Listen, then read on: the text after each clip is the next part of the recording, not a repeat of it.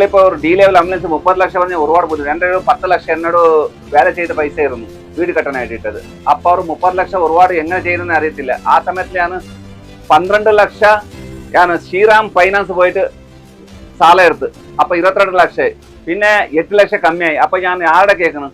ഞാൻ MLA ആയിട്ട് ആരുടെ കേൾക്കാൻ പോകത്തില്ല. അവിടെ ആരുടെ ഞാൻ പൈസ പണം കേൾക്കാൻ ആരുടെ പോകത്തില്ല. ആ സമയത്ത് ഞാൻ കൊണ്ടട്ടി പോയിട്ട് പറഞ്ഞ് എൻ്റെ ഭാര്യക്കിട്ട് ഒരു 8 ലക്ഷം കമ്മിയായി നിന്ന്. അപ്പോൾ ആർ പറഞ്ഞ് എന്നോട് ഒരു സ്വർണ്ണ കല്യാണ സമയത്തിൽ വീട്ടിലേക്ക് കൊടുത്തിട്ടുണ്ട്, അതേ കൊടുത്തിട്ട് പോയിട്ട് ചിന്ന ഇട്ടാൽ മതി. ഇപ്പോൾ ഈ ബംഗാർക്ക് നല്ല വില ഉണ്ടല്ലേ.